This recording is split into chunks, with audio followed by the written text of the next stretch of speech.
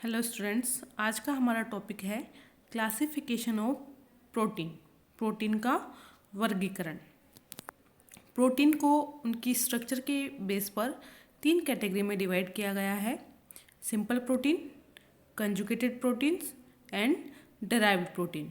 हम सबसे पहले बात करेंगे सिंपल या सरल प्रोटीन की। Simple protein alpha amino acid से मिलकर बने होते हैं। अगर हम सिंपल प्रोटीन का हाइड्रोलाइसिस करेंगे तो हमें as a product only alpha amino acids ही मिलेंगे।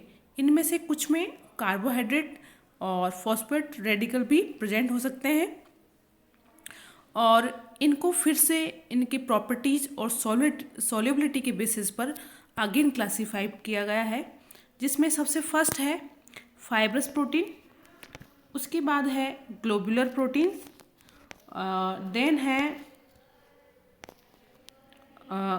यहाँ 2 कैटेगरी में डिवाइड किया गया है। सिंपल प्रोटीन को 2 कैटेगरी में डिवाइड किया गया है, fibrous protein and globular protein. Fibrous protein को स्केलेरो प्रोटीन या तंतुक प्रोटीन भी कहा जाता है। ये एक इनसोल्यूबल एनिमल प्रोटीन है। ये प्रोटीन प्रोटीयोलाइटिक एंजाइम से प्रभावित नहीं होता। फाइब्रस प्रोटीन लंबी शेप वाले एलेंगेटेड मॉलिक्यूल्स होते हैं। फाइब्रस स्ट्रक्चर होती है जो बहुत सारे कॉइल पेप्टाइड सीरीज से बने होते हैं।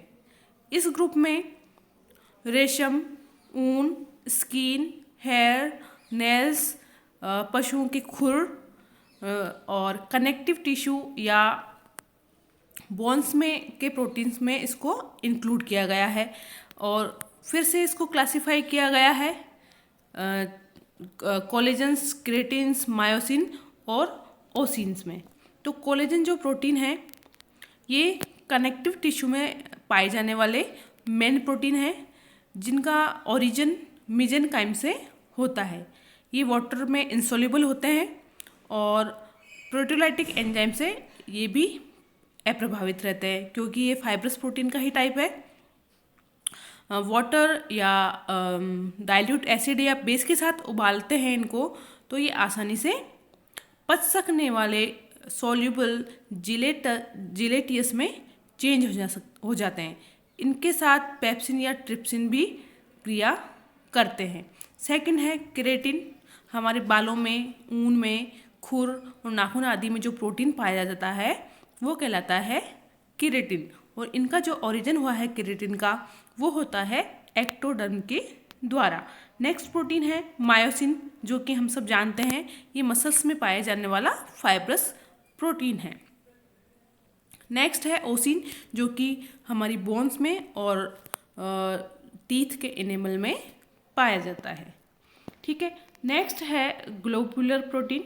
जैसा कि इसके नाम से ही पता चल रहा है कि ये कॉइल्ड और फोल्डेड प्रोटीन होता है। हाईली जो पेप्टाइड्स चेन है वो बहुत ही डेंस फॉर्म में एक दूसरे से कॉइल्ड होती है और ये शेप में गोलाकार ओवल शेप होते हैं, राउंडेड होते हैं, इसलिए इन्हें कहा जाता है ग्लोबुलर प्रोटीन्स। जनरली ये वाटर या एसिड बेस और अल्कोहल के एक्वस सॉल्यूशन में सॉल्युबल होते हैं। इस समूह में एंजाइम, ऑक्सीजन कैरियर प्रोटीन और एसीटीएच, ऑक्सीटोसिन, इंसुलिन आदि प्रोटीन और हार्मोन इस कैटेगरी में आते हैं। क्योंकि ये सॉल्युबल होते हैं इसलिए इन्हें इनकी सॉल्युबिलिटी के बेस पर इन्हें अगेन डिवाइड किया गया है। सबसे पहला है एल्ब्यूमिन, जो कि अभी हमने डिस्कस किया था लास्ट वीडियो में। एल्ब्यूमिन जो कि यूरिन में भी पाया जाता है और एग में भी पाया जाता है। ये वाटर सॉल्युबल होता है और गर्म करने पर कोगुलेट हो जाता है, जिसका एग्जांपल है egg albumin and serum albumin. Next है ग्लोबुलिन्स। ये वाटर में इनसॉल्युबल है या बहुत ही स्प्रिंगली सॉल्युबल है। ये सोडियम क्लोराइड में मिलाने पर इजीली इसकी सॉल्युबिलिटी बढ़ जाती है और इन्हें टेम्परेचर के द्वारा प्रेसिपिटेट किया जा सकता है। ये प्लांट्स में और एनिमल्स में दोनों में पाया जाता है। इसका एग्जाम्पल है सीरम ग्लोबुलिन, फाइब्रिनोजन और मसल्स में पाया जाने वाला मायोसिन। ठीक है, नेक्स्ट है हिस्टोन्स। ये क्षारीय प्रोटीन है जो वाटर और डाइल्यूट एसिड में सॉल्युबल होता है। हाइड्रोलाइसिस पर ये आर्जिनिन और लाइसिन डेरिवेटिव्स देता है, क्योंकि ये बेसिक नेचर का है। बेसिक आर्जिनिन और लाइसिन ये दोनों ही बेसिक अमीनो एसिड्स हैं। हमने जब क्लासिफिकेशन पढ़ा था अमीनो एसिड, तब हमने देखा था इस चीज़ को। सेल्स में हिस्टोन न्यूक्लिक एसिड के साथ कंबाइंड रहता है, और ब्लड के हीमोग्लोबिन में पाए जाने वाला जो ग्लोबिन है वो भी एक हिस्टोन प्रोटीन है। ठीक है, नेक्स्ट जो ग्लोबुलर प्रोटीन है वो है प्रोटामिन्स।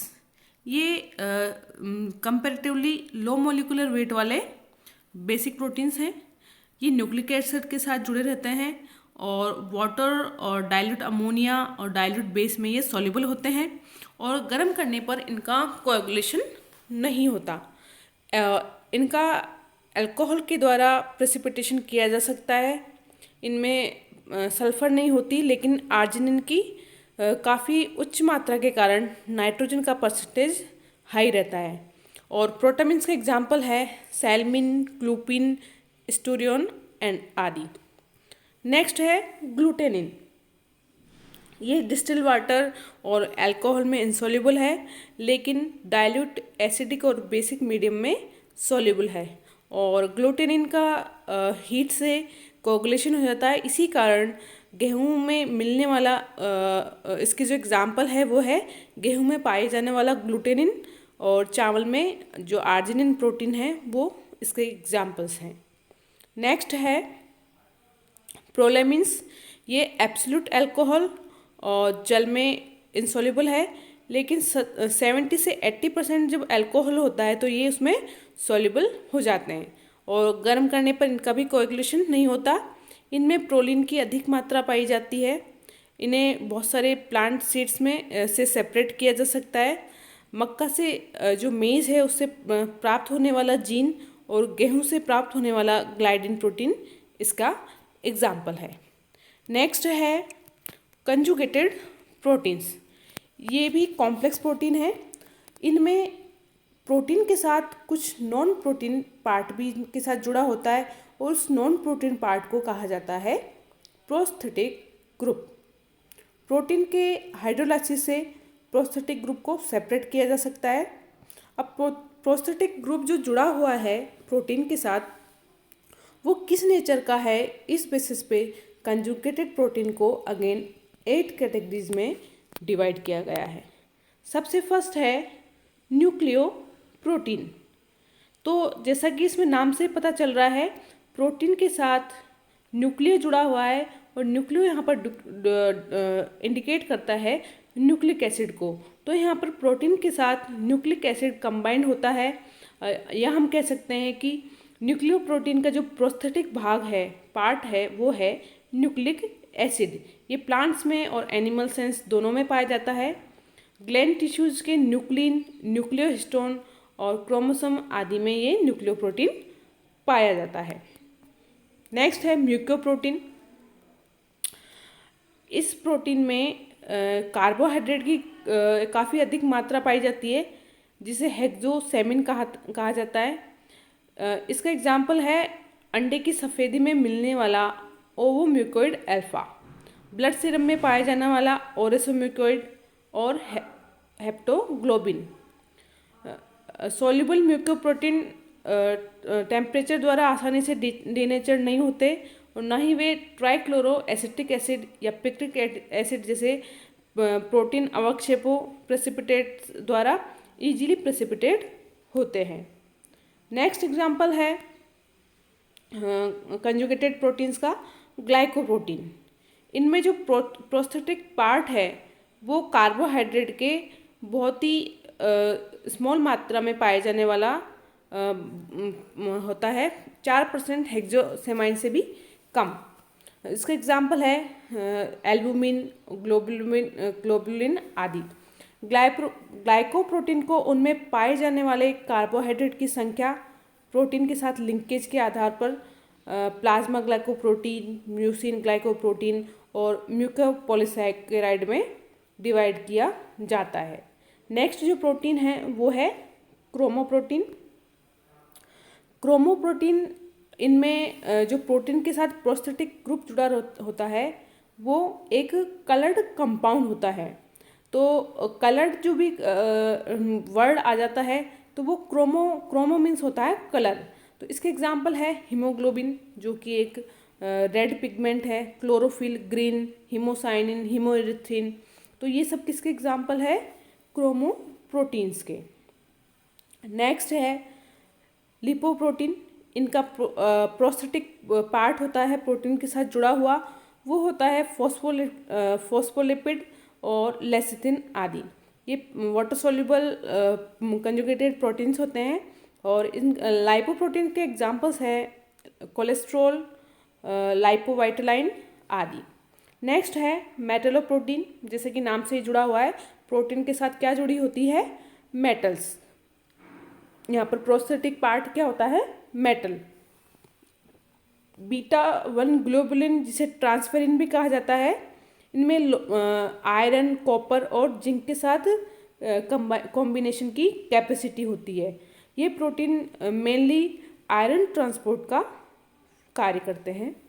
नेक्स्ट है फ्लेवोप्रोटीन। इनमें प्रोस्थेटिक पार्ट फ्लेविन घटक होता है जो FMN या FAD होते हैं। फ्लेवोप्रोटीन एंजाइम की तरह बिहेव करते हैं। ये ऑक्सीडेशन रिडक्शन रिएक्शन को कैटलाइज करते हैं। इसके एग्जांपल्स हैं succinic dehydrogenase and xanthine oxidase etcetera. Next है फॉस्फोप्रोटीन। इसमें प्रोस्थेटिक पार्ट के रूप में फॉस्फोरिक ग्रुप होता है और फॉस्फोप्रोटीन के एग्जांपल हैं कैसीन प्रोटीन जो कि मिल्क में पाया जाता है।